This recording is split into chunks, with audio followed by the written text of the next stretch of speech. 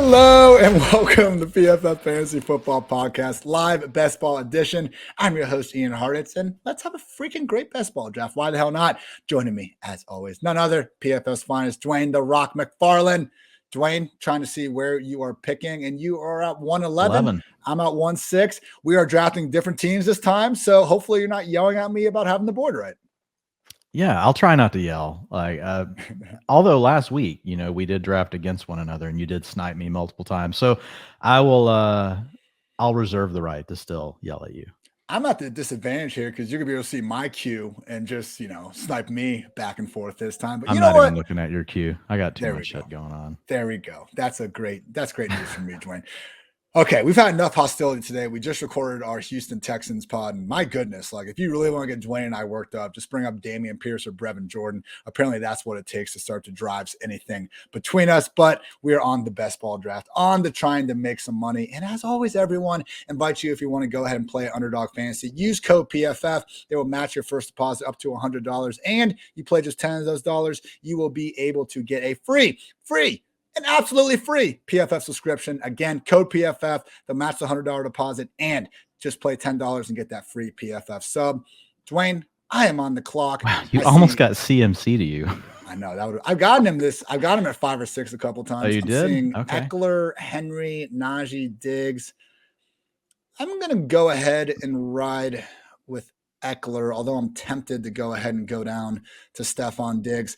At this point, still a tier 1 running back to me. I have Taylor, CMC, Eckler, Henry, and Najee. Yes, Najee, 244-pound Najee. He weighed 240 last year this time. Chill out, everyone. I'm fine with those guys in the top tier and tentatively going to be taking them ahead of Diggs when it gets to that point at wide receiver. Would you have done the same, Dwayne, or do you think Diggs is actually worthy of going ahead of these other running backs? No, I'm going to take Eckler there. Look, he's worth a little more in PPR, but it's hard to not take Eckler in the middle there. It gives you the chance to start with the hero running back, which we know we like. Keeps you flexible later. You could do Diggs. I think it's fine, but I would much rather go ahead and take the back there with Eckler. This is actually modified 0 RB, Dwayne. I don't know what you're talking about there. You either don't draft an RB and it's 0 RB, or the rest of your life is modified. Dwayne, you are 3 picks away, still on the board. Yeah, I can't ever get the freaking Diggs Lamb stack. One day in my dreams, one day it will happen. I think Najee is seriously going to start falling because of this ridiculous story. Are you putting any stock into Najee's weight? No, absolutely not. It's ridiculous. Again, he weighed 240 pounds last year at this time. Chill out, everyone. He went right in front of me. So what are you doing, Dwayne? You're on the clock. I'm taking CeeDee Lamb. I'm on brand, baby. With CeeDee, both of our wide receiver 5, I believe. I have 4, but you have 4. Yeah. Okay, right. He and Diggs are right there, neck and neck. I don't blame anybody that puts Diggs one spot ahead. There is a tier break though after Kupp, Jefferson, and Chase. Correct? Yes. Yeah. Absolutely. Devontae Adams rounds out the top 10. Dwayne, I did one of these drafts last night, and I'm starting to really come around to getting that Mark Andrews in round 2 strategy. I really liked how the team was going, and the way Lamar Jackson is falling now, man. If you're able to go Andrews and then get Lamar and Bateman that round 5-6 turn, that's a sneaky doable stack that gives you a pretty damn good amount of upside. I know we love our round 6 Kyler as well, but at this point, both Lamar and Kyler are going pretty far past what I expected. Yeah, I went ahead and went with DeAndre Swift instead, just because I've seen Pitts slide back to the end of the 3rd. And now that James Conner's pushing up boards, Fournette's a 2nd-round pick now, it's kind of tough to get your running back to fall back to you. So I went ahead and went with one of the backs just because I didn't want to be staring down completely nothing when it gets back to me. Whereas I know that some of the tight ends will slide. I will be taking Mark Andrews at pick 19. Nice little value, usually going away as the 16th player, taking him ahead of Alvin Kamara, likely facing a suspension. Tyree Kill, a wide receiver that I have, I think, ranked 7th, but I'm starting to think more and more there might be a little bit of a tier drop off, even from Adams to Tyree Kill at that spot. Honestly, the bigger kind of reach, I think, was Leonard Fournette, who's still, man, just the RB11. I don't understand why Fournette, and to a lesser extent, even James Conner, man, these roles are now defined. Like we made it past the draft. I know Rashad White's there, but to see Fournette and Connor get those $20 million contracts, like Dwayne, we've had them as top 10, even like top 8 running backs for quite some time. It's nice to see that the rest of the world still isn't coming around. Yeah, I mean, I think they are, but it's just moving up, but it seems to have settled. I don't know. Yeah. But I think, now they're probably about where they need to be. I mean, where it gets interesting for me is like, Ian, do you want to take, I know we've got Fournette and Connor forecasted for bigger roles, but where are you at on those guys versus Javonte, who we know we like the talent profile. So it's like, I've been kind of mixing those guys in. I've been still making sure I'm getting some Javonte Williams, but I'm also being willing to take Fournette and Connor. I'm taking Fournette and Connor over Javonte every single time. Melvin Gordon is back, and he's going to be involved. And as great as Javonte's talent profile is, I'm not sure if you saw the thread by Jay Moyer, fantastic Twitter follow, but I do think there's something to be said about guys like Javonte, like Tony Pollard, and just – I'm not saying breaking a bunch of tackles is a bad thing. Obviously, that's great, but these guys really are just more prone to highlight runs, and I'm not so sure that they do the little itty-bitty things in practice as well as a Melvin Gordon and Zeke. Like, Dwayne, I really think these organizations are trying to play their best players out there. Like, really? Is every single offensive coach inside the Denver and Dallas organization like that stupid to continually be playing the alleged better running back behind the starter? Maybe it's just a matter of they're a lot closer than people are projecting, but I just think that there is a massive gulf in terms of the projected workload between Connor, Fournette, and Javonte. And Javonte, I'll take him in terms of who's going to average more yards per carry, but when Fournette and Connor are potentially getting an extra 100 touches, I don't think it really matters. Yeah, I'm still going to mix them up. I love Jay. Jay and I have known each other for a long time, but Javonte Williams had a big enough sample size that the data that he put up is only behind Nick Chubb. I actually happen to think that he's a really good player. That he's not. I think his sample size is so much bigger than Tony Pollard's. I agree with some of the points that Jay has, but at the end of the day, I'm still going to lean into the data more than I'm going to lean into. And I love film. I love watching it, but and it's just that the profile pops so much, right? It's not even close, how far Javonte Williams is in front of so many people. I hear it. It's just I want to mix it up because it's just a chaotic season. We don't know if Fournette stays healthy. We don't know if Connor stays healthy. So there's just a lot of different things that can happen. If you really want to piss this dude off down at 1-1, Ian, he's got Keenan Allen and Mike Williams. Of course, Kyle Pitts goes right in front of me. I talked about that, right? Yeah. Who would be available. But you know what, man? I'm going to go ahead and grab Barkley here. There we go. I'm going to go ahead and have my 2 running backs. Not necessarily on great teams, but I'm digging Barkley at the end of the 3rd round for sure.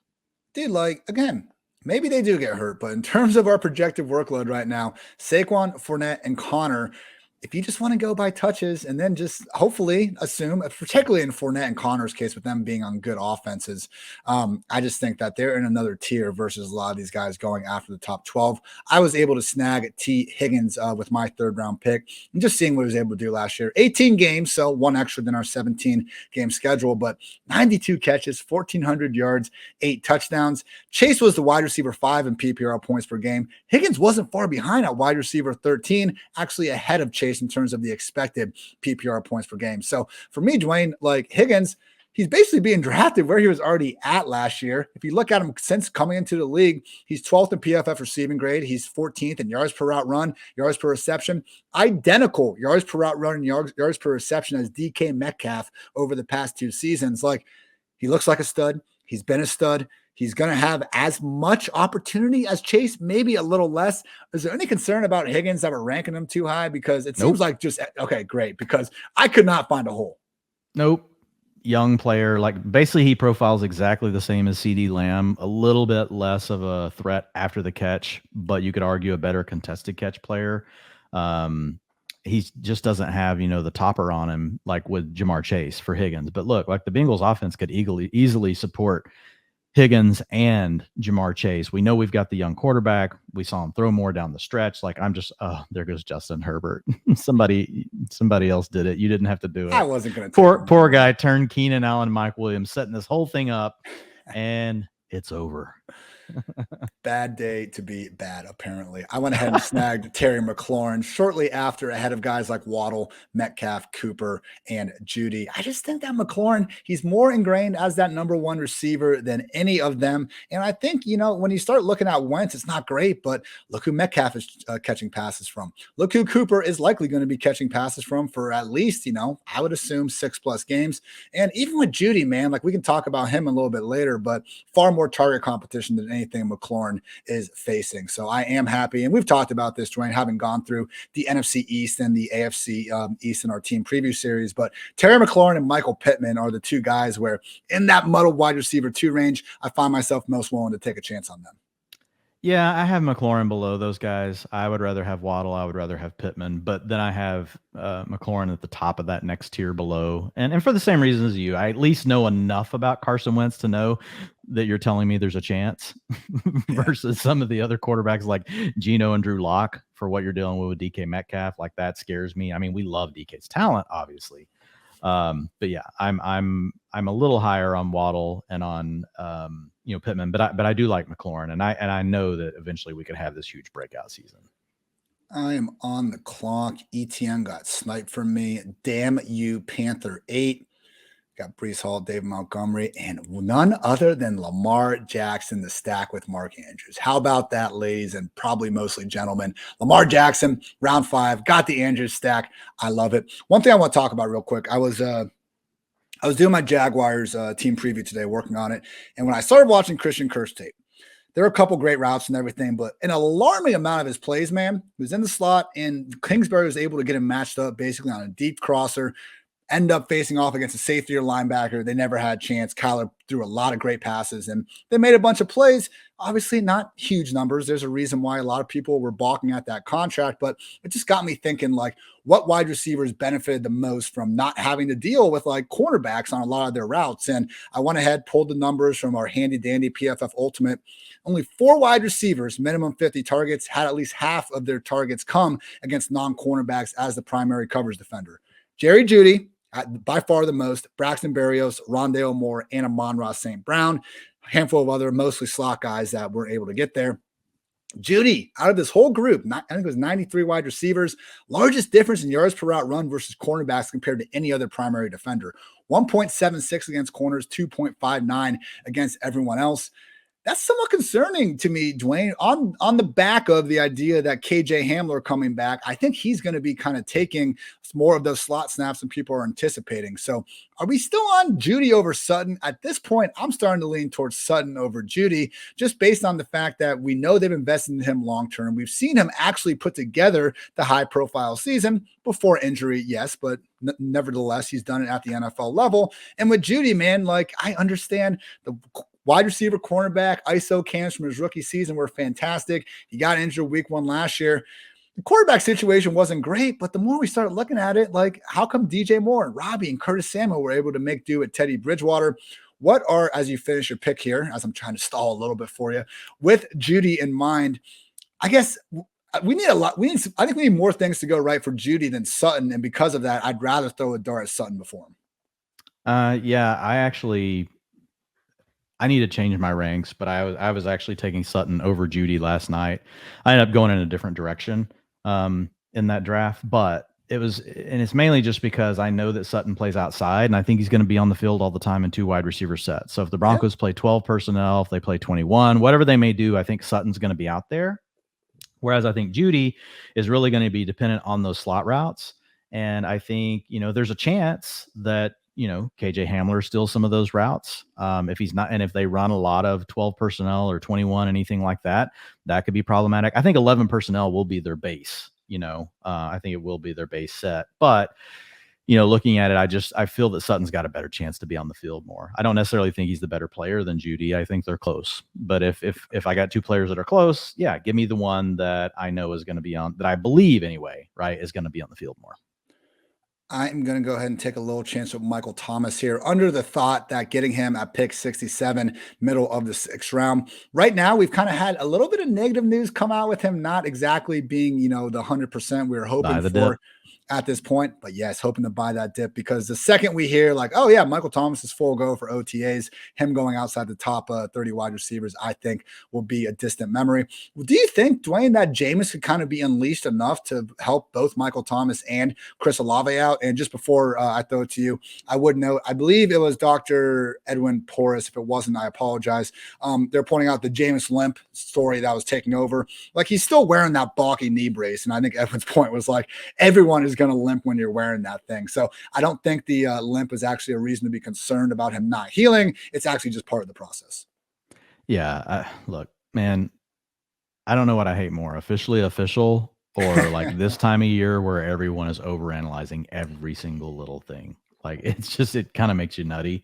But no, dude, I'm not worried about that crap. Like, I'm not worried about that right now. Like, that's just the least of my concerns. Unless it confirms our priors. Right, unless it confirms your priors. Yeah. Just, I'm not worried about it. That's like when I hear Romeo Doubs. I've been a lifelong Romeo Doubs fan for months, everyone. The fact that he is outperforming Christian Watson right now, music to my ears. Quarterback run in the 7th, Burrow, Brady, Russ off the board, putting me on the clock. Oh, man. Adam Thielen, wouldn't mind having him on the squad. But honestly, Dwayne, more and more I get in these drafts, I really like this kind of post-dead zone running back range. I got Clyde Edwards-Helaire, Miles Sanders available, Cordero Patterson, and Kenneth Walker going a little bit later. I know Underdog's only half points, so we're not getting the full PPR mindset. But, some of these other running backs we were talking about in terms of Fournette and Connor, just the offseason really going their way, same thing, if not like doubly true for Clyde Edwards-Helaire, man. Again, they added Rojo. He's going to take some rush attempts, but probably not any of the targets. And to see Darrell Williams out of the picture, low-key over 1,000 total yards last year. I agree. Not great to be like, yeah, we just need Darrell Williams to leave, and then all of a sudden everything is going to work. But CEH, in round 7, we could look back and be like, wow, like getting that 70 catch player in round 7 was absolutely a steal. But Dwayne, you were about to pick. We at least have a narrative now, right? With the gallbladder thing, imagine being 160 pounds, right? And you normally weigh 205, 215, whatever CEH is, probably like 210, somewhere in there. It's, I think there's a narrative there. And look, we're not that impressed with any of the pass catchers. We don't love Juju. We don't love MVS. Sky Moore we like, but he is a rookie, So, I mean, it's, we know there's a chance, right, that may not go well. So, I mean, I think this offense could just look a lot different, right? We've got Travis Kelce getting older. So I just think it's something where I'm going to make my pick real quick. Talk us through. Ooh, I'm going to go ahead and take Sky Moore here.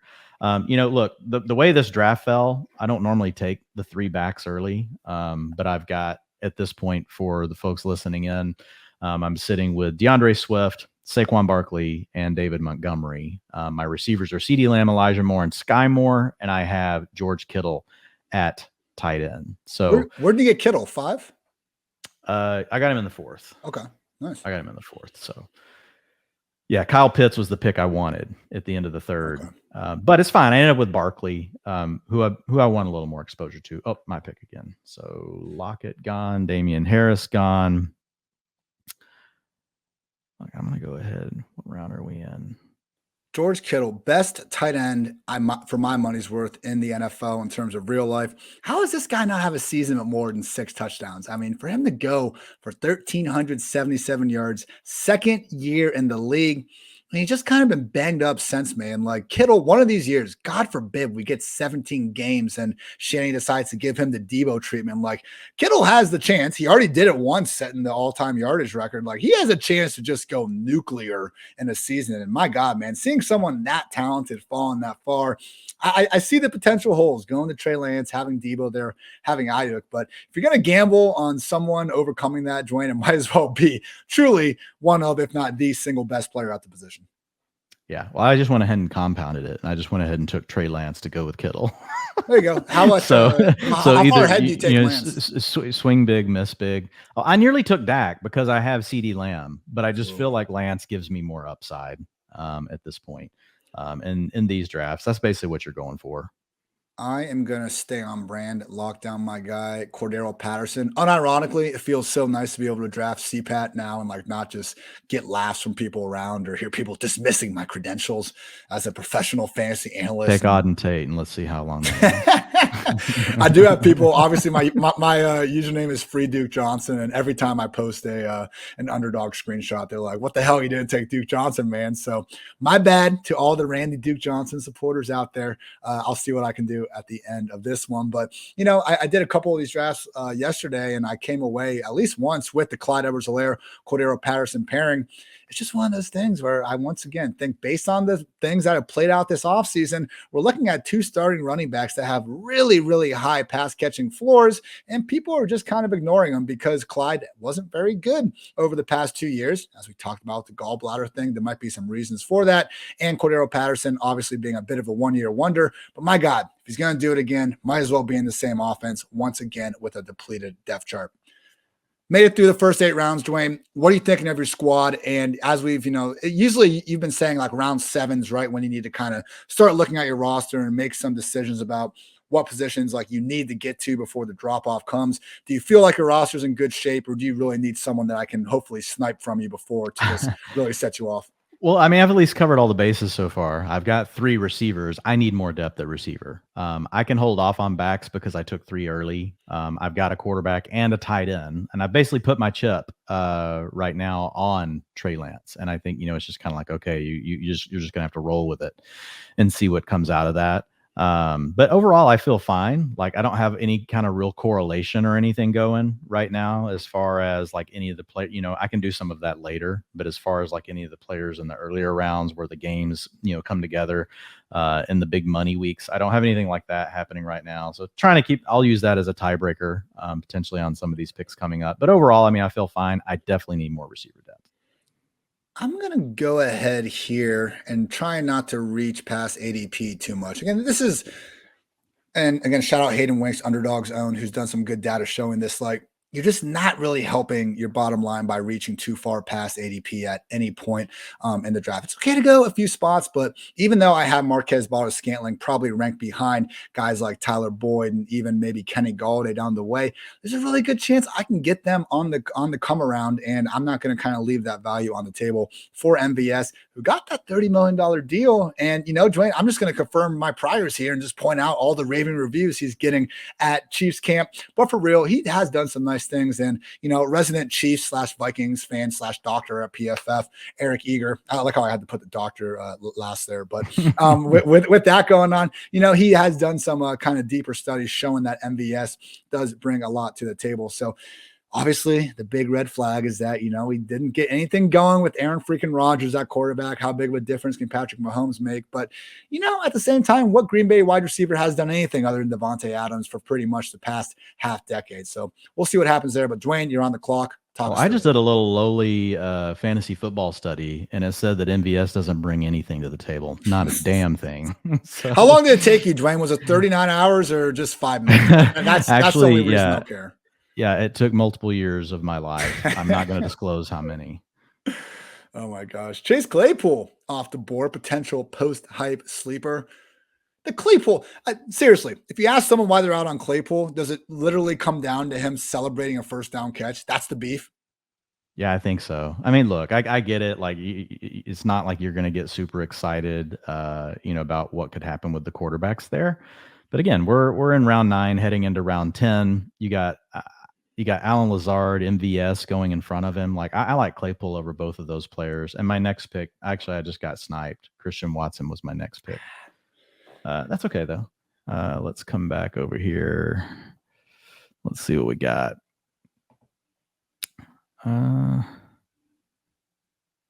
Man, what pick are we at? You're panicking. No, I got to go ahead and get another quarterback. Do you have any Vikings? No, I don't. That's this. I don't have any stacks. I have nothing. Your whole life's just falling apart, Dwayne. It is like I'm about to just hang up. No, look, like you want to make that stuff work, but it's like I'm just sitting here looking at the roster. I'm looking what's available, and there was nothing really making sense right now. So Very true. Oh man, I already have Higgins. Might go ahead and get Boyd and make the Bengals stack that I don't have. But man, Tyler Boyd, someone that last year I was, a little bit too high on. Hand up, my mistake. But man, see him going wide receiver 54 now. I feel like even the Boyd quote unquote haters last year, it was tough to kind of rank him lower than 40th or so. If there was any wide receiver 3 in the league that could really start to produce some top 2024 production with even one injury, Tyler Boyd's in a great position, man. If either of Higgins or Chase miss any time, we know Boyd's involvement can go straight up, or maybe, just maybe, Zach Taylor decides to start trusting that high pass game volume he showed down the end of the stretch, and the Bengals could be one of those offenses to enable 3 fantasy relevant wide receivers.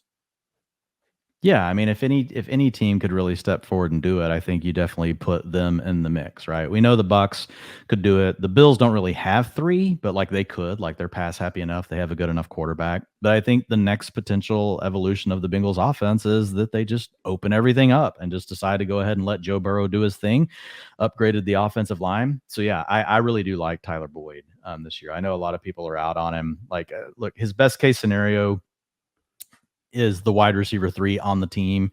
His best case scenario is if, you get the contingent value, right? One of the other guys go down and he steps up and he could really, do something for you. But worst case, where you're getting him, he can still give you some spike weeks, and if the Bengals offense just improves, like we talk about, like he can outscore what he did last year on a per game basis just by the offense opening up. So I mentioned before, really liking CEH and CPAT, down the stretch when you can get him in rounds like even 7 through 10. Miles Sanders is in that group, and, bottom of the tier, but still in that tier, I think, is Chase Edmonds. It's pretty cool, Dwayne, when you can get that first RB in, rounds 1 through 3, and then peck away with a couple of these guys. Because now I'm sitting here, I only drafted one run. I drafted Eckler at pick 6. My next running back was Clyde at pick 78. But with Eckler, Clyde, Cordero, and Chase Edmonds, I'm probably only going to take like one more running back the rest of the draft. So you're kind of able to take the same roster construction that you would loading up on running backs early, despite not quite having to do so. So as I'm back on the clock, I'm going to grab Russell Wilson's number 1 receiver, Tim Patrick. Maybe. Well, he also will be probably lining up outside. So there is a chance that he actually runs more routes than Jerry Jeudy. And for where you're getting him here, yeah, I like Patrick. Tim Patrick was better than Cortland Sutton last year. That happened. Now, Sutton coming back from the injury.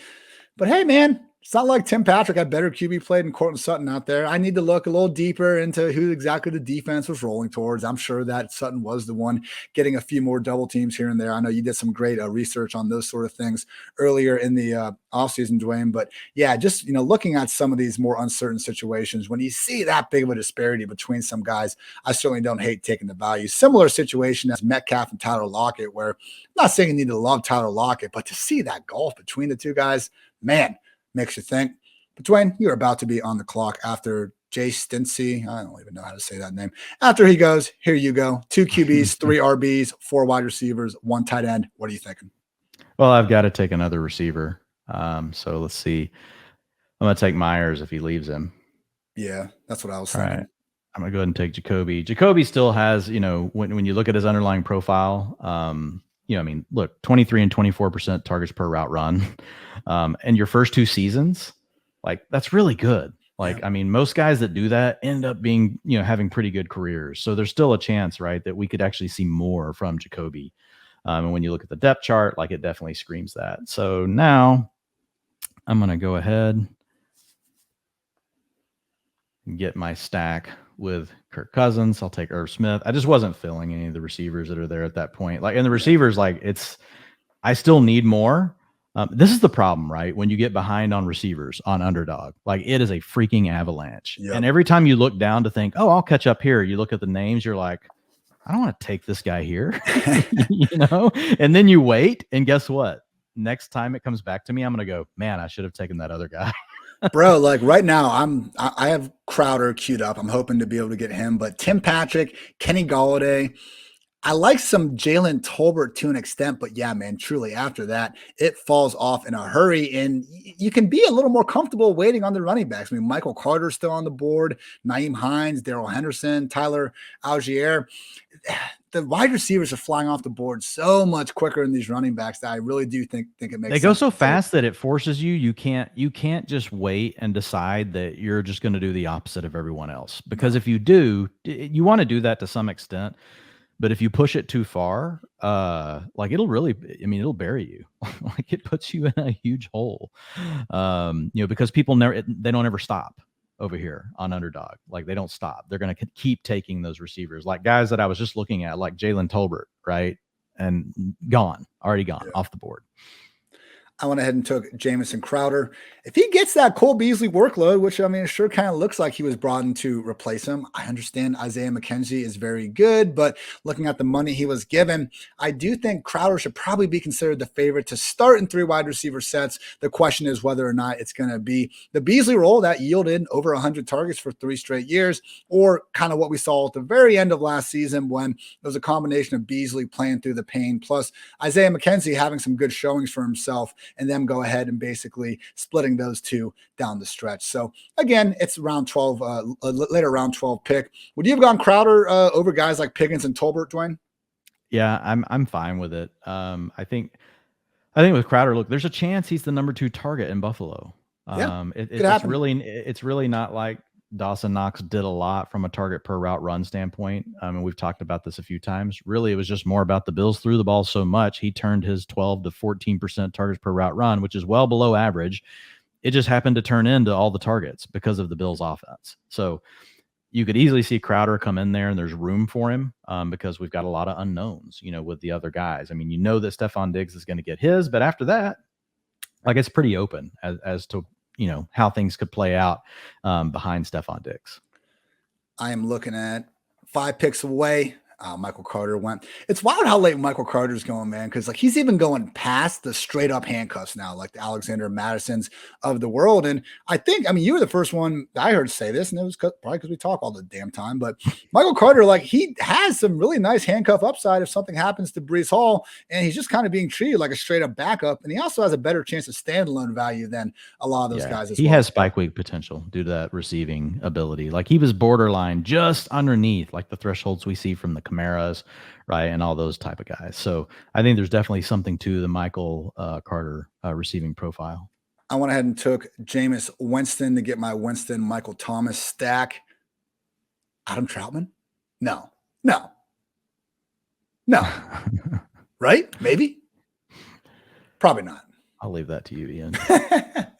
I mean, I would have to look at the depth chart a little more closely, but we were high on him for a reason, man. He had the profile, 14 touchdowns at Dayton. This will be his 3rd year. He had some injuries, unfortunately, last year. We'll see. I don't want to fall into my Chris Herndon trap of just going time and time again back to the same late round tight end, but maybe I'll throw a last round dart out there just from having Jameis Winston on the squad. You went ahead and took Robbie Anderson, Dwayne, who at this point in the draft, you need a wide receiver.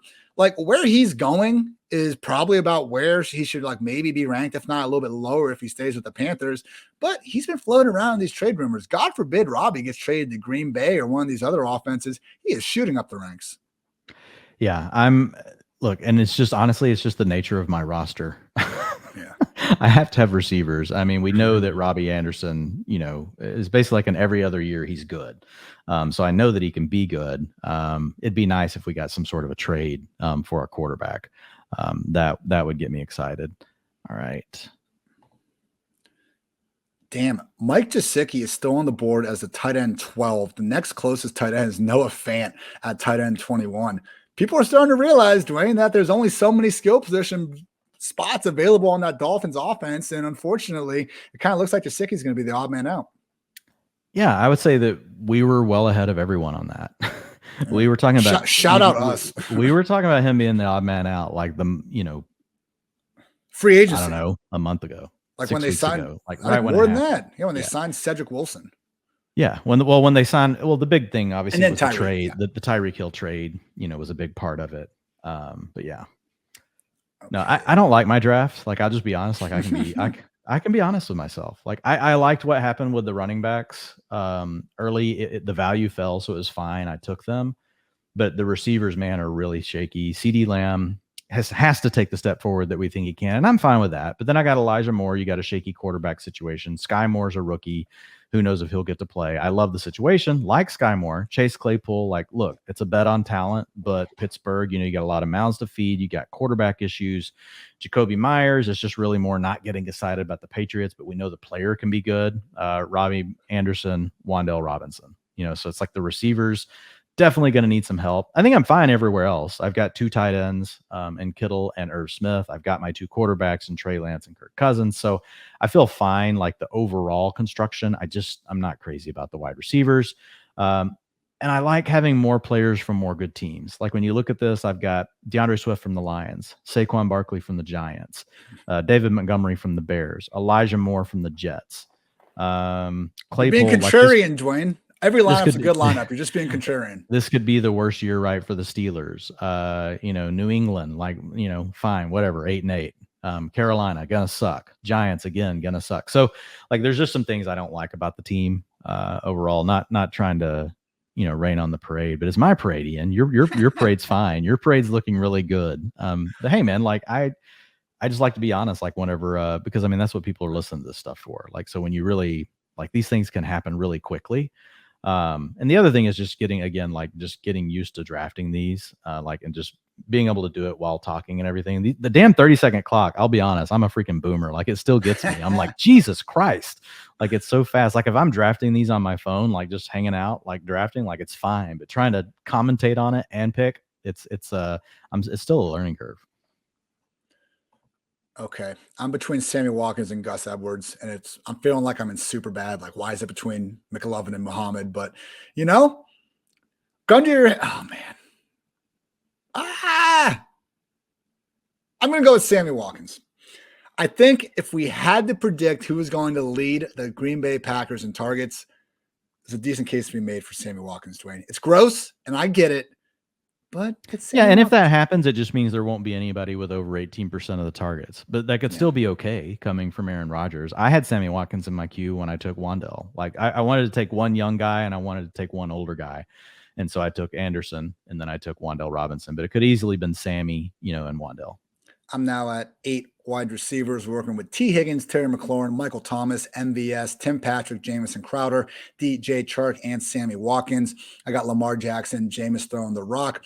Running backs, Austin Eckler, Clyde Edwards-Helaire, Cordero Patterson, Chase Edmonds, and Mark Andrews at tight end. So if some of my running back bets fall through, this team is absolutely fooked. But, I'm somewhat confident that they will not be falling through. I'm hoping to still get some of these later round guys that still have a little bit of value. Gus Edwards is in my queue right now. Should be splitting that backfield. I'd say 60-40 between Dobbins. I know we all wish it was 100-0 in favor of Dobbins, but based on the money they're giving Edwards, based on every single sample we've seen with these guys, and really just the entire backfield for the better part of the last 5 years, they're going to use a committee. Gus is going to be involved. Dobbins will be the lead, but to see Gus going so far outside, the freaking top 15 rounds, if you can get someone in round 16 that's touching the ball double-digit times every single game, you're doing something right. I think that also applies to Jamal Williams with the Lions. The one thing with Jamal, Dwayne, towards the end of last year, there was a period with DeAndre Swift hurt where Jamal Williams did not exactly take over the backfield the way we were expecting. There were still other running backs being involved, but Jamal was also coming back from injury and didn't exactly seem to be at 100% himself. Let's say Swift gets suspended or something for being too nice of a guy. I don't want to put any bad juju out there. He just needs to go spend a couple weeks away from the NFL, helping feed people in Africa or some shit. Great guy, DeAndre Swift. Jamal Williams, what would you expect his actual snap rate to be in Detroit? Do you think they go full-fledged 3-player committee, or do you think he would actually be a 60-70% guy like we saw for a few stretches of time when Aaron Jones missed work with the Packers? Look, last year when that happened, Jamal Williams wasn't healthy. So I don't think Right. I know a lot of people will point to last year and go, oh, well, when he got hurt, that didn't work out. Well, it's because, Williams was already, showing up on the practice injury report every week and he was playing through some stuff. So I do think it would be 50 to 60% for Jamal Williams if you had DeAndre Swift go down. I think they would obviously have someone else involved, but I think there's a chance it could be 65, 70%, of the work. They really do like him. He played pretty good last year, really early in the season. It was all about, the trailing game scripts that really just ignited, DeAndre Swift. And so if the Lions somehow become, a little bit better team, like I think there's a chance that Jamal Williams, not like he's a player you want to be targeting. You're going to need DeAndre Swift to get hurt to ever feel like you could start Jamal Williams. But he had a bigger role last year is what I'm trying to say. The way game scripts played out, it just didn't end up working out to where we could actually see that it was really more of a true split between the two backs. I do think DeAndre Swift takes another step forward this year, but my primary point just being that Jamal Williams was a better player than what people think, and they had a bigger role in mind for him. So knowing that, if you did have Swift go down, I do think there's a 65% of the work goes to Williams.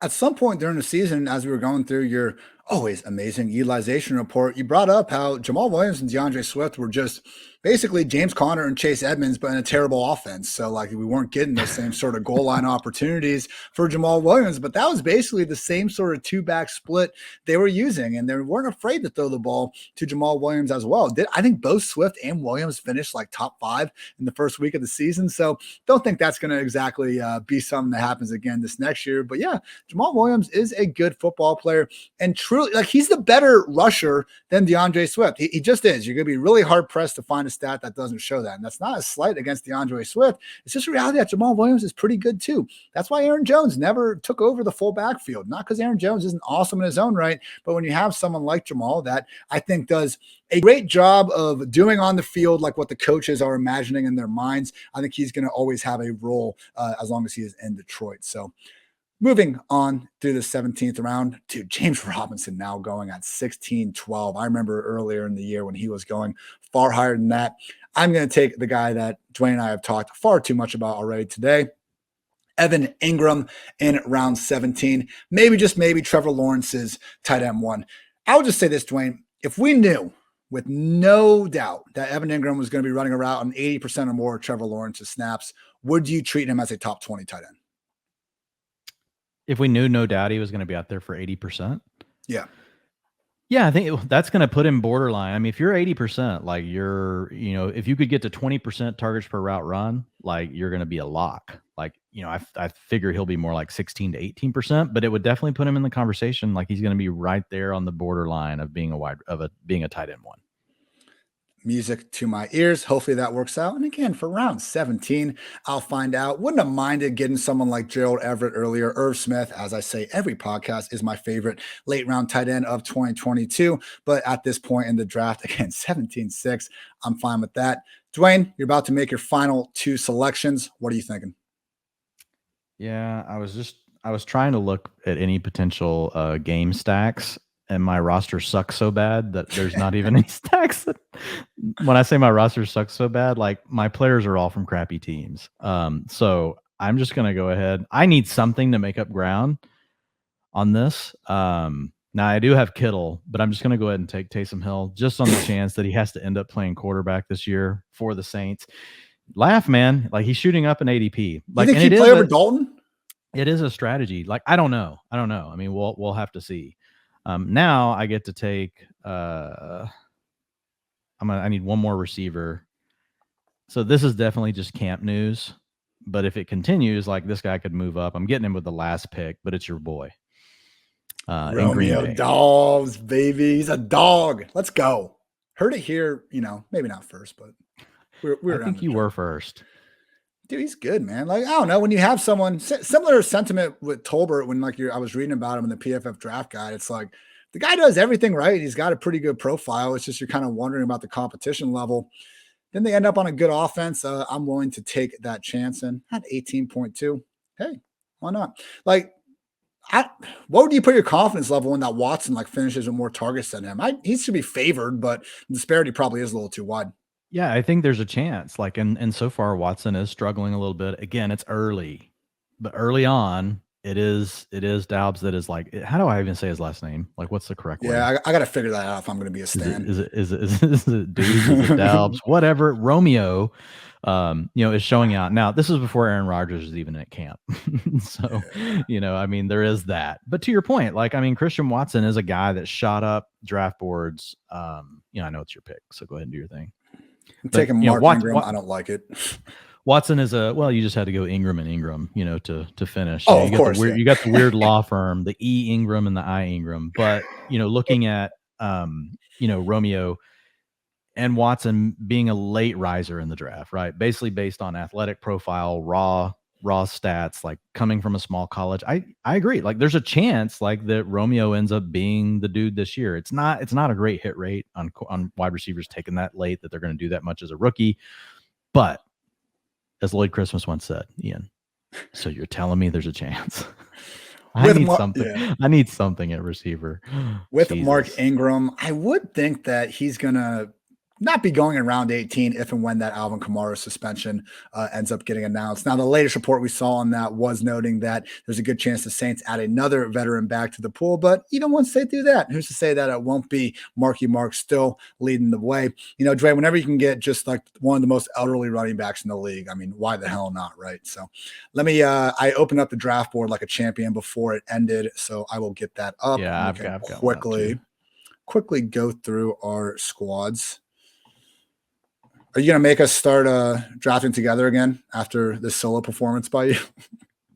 No. I'm just, I just have to improve. Jesus All Christ. Right. Here we go.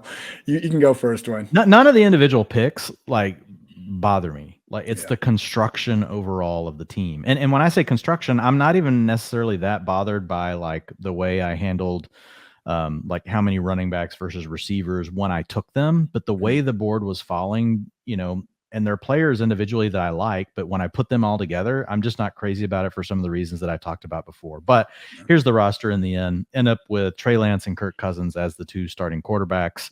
At running back, I've got DeAndre Swift, Saquon Barkley, David Montgomery. So Montgomery, you know, really more of a dead zone kind of guy, hasn't done a lot really on his own. He's above average in a couple of areas, but he's the true definition of, you know, a back that, you know, hasn't really just, you know, shown us that, oh my God, he deserves all these touches. And can he maintain them? That's the question, right? And which is why you like Khalil Herbert, and I totally get that. But, you know, he's been involved in the passing game, all those sort of things. So anyway, I need him to be more than just a dead zone running back. He's on the younger side, right? So I'm not so worried about him just hitting an age cliff.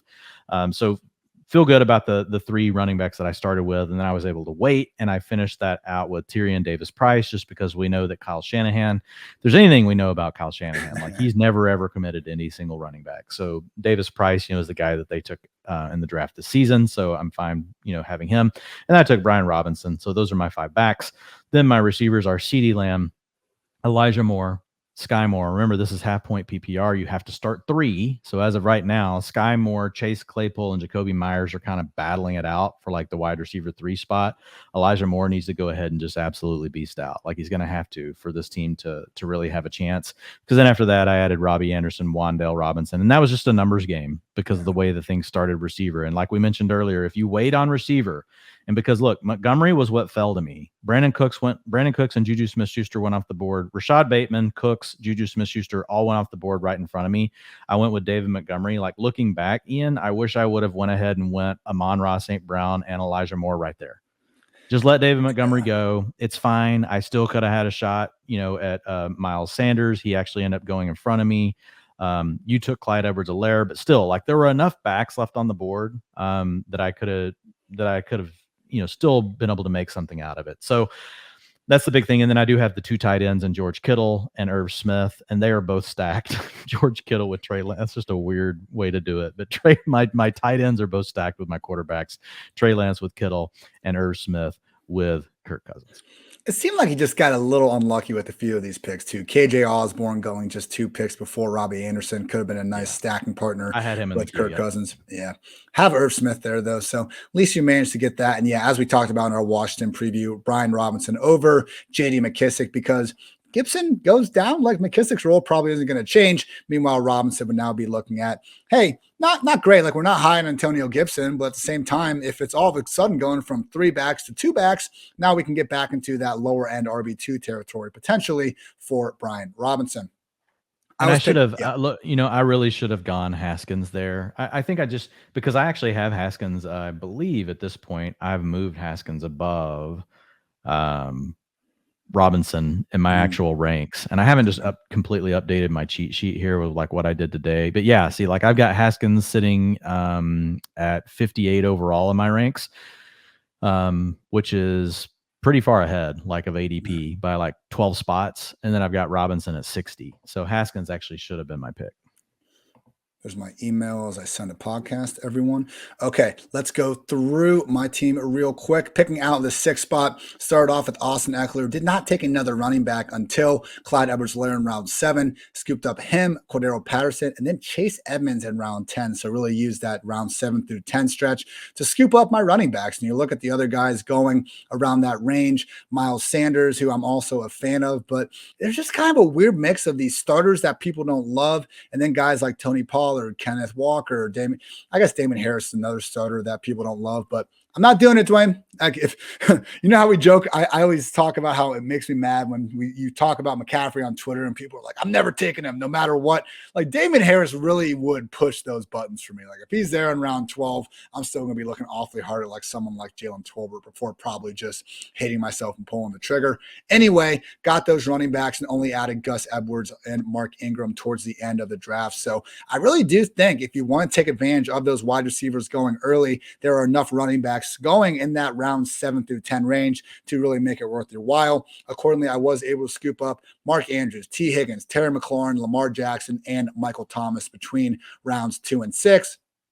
We'll see what happens with Michael Thomas. Maybe Carson Wentz tanks Terry McLaurin, and I'll hate myself and this team, but I'm feeling pretty good about those top 3 guys.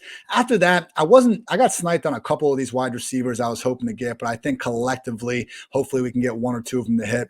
MVS, Tim Patrick, Jamison Crowder, DJ Chark, and Sammy Watkins. So I liked my build strategy, Dwayne, but I think I would like to maybe run this draft back and have a little more luck, with like Jacoby Myers potentially falling to me, a couple situations like that. Kenny Golladay was someone that I was interested in. Going in round 10 is a little bit different than round 4 or 5. Everyone, don't hate the player, hate the ADP. But yeah, overall feeling pretty good about the squad. And this is what, Dwayne, I was on a road trip this weekend, so I was just pounding these things out. But personally, you and I together, I think it's only our 2nd or 3rd post-draft one. So it's true, man. This is like my 3rd one. But the other thing I didn't do, I just didn't correlate any of the games later. And basically, I just used those as tiebreakers. But the way my draft started, I just didn't leave a lot that I was super excited about. Whenever you've got the Jets and you've got the Steelers and you've got, the Lions, like you can still stack those games, but it just wasn't as intriguing to me. And like you said, maybe it's a contrarian thing where just all of a sudden you get lucky, you get there. Nobody has the freaking, who are the Lions playing like in that last week? Chicago. Like nobody has the Velas Jones, DeAndre Swift stack. That wins $1 million, we're in the puppy. We're not in the best ball mania, but yeah. 75K. Yeah, 75K. So I'll take it, man. It's not $1 million, still pretty good. I'll take 75K. Yeah, if you guys want, check out the Houston Texans team preview podcast. We do get through all the Houston Texans, but in the middle, we just kind of started talking about strength of schedule and looking at the week 17 stuff in best ball for a good 10 minutes in there. And again, I'm not against scheduling. My big beef with it was just kind of how the NFL chose to roll it out. But I fully understand that strength of schedule and your opponent matters, but you can't let it be the be all end all. So if it works out and you're able to kind of start targeting some week 17 matchups in terms of getting those shootouts, having the Bengals Bills game or the Broncos Chiefs game, that's one thing. But how deep are we going to go with this? Because exactly what Dwayne was saying, like it's a little bit of a joke, but it is going to be a 400 person contest. And DFS strategy, when you're in playing like under 1,000, you can definitely go more cash game oriented versus like 100,000 people in a GPP. So you don't need to get that contrarian for week 17. A little tongue-in-cheek Drake and joshing around from us there. But I do think there is a kind of limit to trying to set your lineup up. Doesn't really make sense to be reaching super far in ADP at any point, especially not for a week 17 matchup that you got to get there in the first place. Yeah. We're on the same page. And I think it's definitely way less about strength of schedule versus just stacking the potential big games with the big quarterbacks, with the weapons. Before we get out of here, I just want to give a shout out to our sponsor, FanDraft. If you're holding an in-person fantasy football draft party this year, you need to check out fandraft.com. They're a modern, digitalized version of those old sticker boards that we used to use. However, unlike those, FanDraft makes your fantasy draft feel like the actual NFL draft with features such as custom logos, draft clock, team walk-up songs, a streaming news ticker, and much more. FanDraft works by running your league's draft from the fandraft.com website and then exporting your display onto a large screen TV for the league to enjoy. It can also be used fully online. Any number of your league owners can join the draft remotely. That always seems to be the problem when you have these big sticker board drafts. Like if you can't get your whole team there, you got to have someone, that you're calling back and forth and letting them know what all the picks are. This still lets you have the cool draft board while also accounting for some of your league members maybe not being able to take it. And then you can jump in the pool and not have to freaking worry about going back and forth, with whatever friend decide to stay back in Ohio. So sign up for a free trial account, fandraft.com. And when you're ready to order the pro account, make sure you use promo code PFF to save 15% off your purchase. Again, that's fandraft.com with code PFF. Dwayne, we've been potting for last 2 or 3 hours. Great Wednesday. I'm about to go hit the gym, sweat, and then probably drink a lot. What are you going to do the rest of the day? Man, I already got a good run in earlier. It's like nice. 90. It was already like 92. It was this morning, and it got hot like really early. I was sweating my ass off. I bring the dogs home from a walk now when it's like this hot, and they just like get inside and just like roll over. No, my dogs. So the way I go, so I leave my house, and so I live out in the country. So, and it's awesome for running, like, cause you can just, there's just nature everywhere. Like, so a lot of times I don't even throw the earbuds in, like, or I'll just have one in and the rest I'm just listening. Like I'm touching grass with my ear. I'm listening to grass. But like, so when I go with my dogs, when it's hot, I know that I just take this one little loop around this one block before I go out this country road. Cause by the time I get up here, they start pulling me back over to the house because they're done. They just want to come inside. So I take them in, I'll fill up their water bowl. I just leave them, and then I take off on like the real run, but they feel like they've accomplished something. They feel like they went with me on the run, but really they didn't. They just went on the warm up. Always got to make sure the dogs I'm dragging them by the time I get to the top of the hill. If I make them do the whole thing, like one time my dog Nora laid down, like, just carry me. That's what Lily does sometimes. Like, I'm trying to take you for a walk here, dog. I probably wouldn't be doing this on my own. Like, meet me halfway here. Dwayne, what work do you have in PFF.com this week for the lovely subscribers to check out? Yeah, so updated running back rankings and tiers. I got a lot of really good feedback on the new visuals that I added for the wide receivers and the tight ends. So I went back and I put that all in for the running backs, and so that will post tomorrow. And then, man, I'm trying to decide. Like, I'm gonna let you vote here, Ian. Like, so I did an FFPC, draft last night called The Hard Way. And I think you've actually done it in the past, like a couple of years ago, but with a bunch of guys that play, all the time. Most of these guys have all won a really big prize over at FFPC. Like, I've finished in the top 5 3 different times over there, but these guys have all won. I don't know if all of them have won, number 1 overall, but like Abib has won first place twice, so like $750,000. Austin Martin has won a $500,000 first place prize. Some of the other guys have won, have been really close, and I may be missing someone. Sorry, whoever listens, and I missed you and your big prize, but a lot of really good drafters. So I thought about, I could just write that up, right? Because it's a full point PPR. It's a 20-round draft, and it's redraft, right? So far, we've been doing all best ball, so redraft just has a different ring to it. So I'm either going to write that up or I'm going to do my top 150. So which one do you think? I mean, push the 150 back. It'll be there next week, and let's cover this baby. Yeah, so that's what I'll probably do, because it was fun. It was a blast. Like, I love best ball, and I'm aiming to do more best ball because I love it. I don't have to manage it throughout the league, but like, redraft is still like, that's just, man, like, that's what I came up on, I mean, that's what got me into fantasy football. So it'll always have like this natural place. I love dynasty. I play in dynasty leagues. I love best ball. I love all of it. I love fantasy football. I love football, period. Anything that has to do with football. Let's go. If it's offspring of football, like, I probably like it.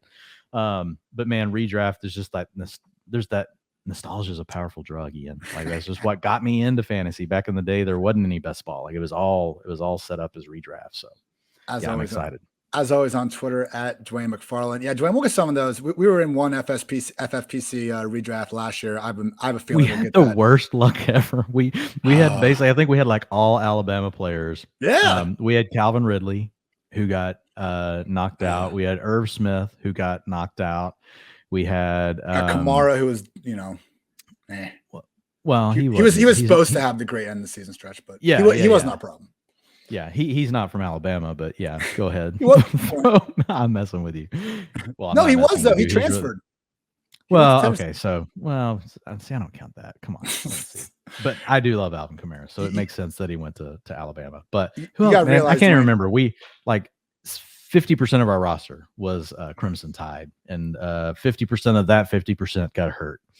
Ohio State faithful, we have to count like the transfers as one of ours, because otherwise we'd have to admit that we let Joe Burrow walk out the door to LSU. So Joe Burrow, always a Buckeye. Ask him. He'll say the same thing.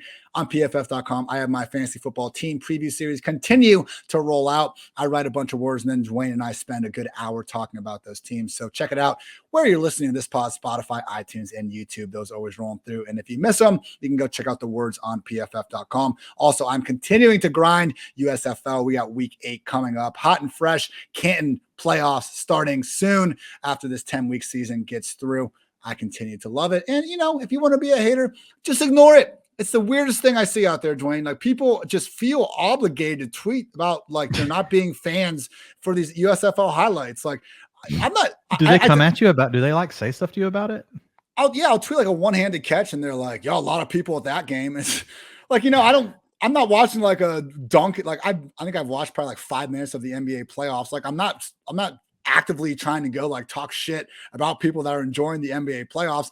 Like, if you don't like it, it's pretty freaking simple, everybody. You don't need to interact with it. But if you do like it, I'm your guy. 2 podcasts, 2 articles per week about that USFL. Very happy with the very much positive. We're up, I want to say I was 4 or 5 games above 500 on the against the spread picks as of last week. I think we went 3-1. So we're doing good out there. Still got some DFS to play, and it's live football. So maybe instead of sending that tweet making fun of Najee Harris's weight, I don't know, you could watch a live football game that's on your TV Friday, Saturday, Sunday. I love the USFL. And if you don't, that's fine. Just shut up about it. So thank you guys for tuning in. For Dwayne, I'm Ian. This has been the PFF Fantasy Football Podcast. Until next time, take care, everybody.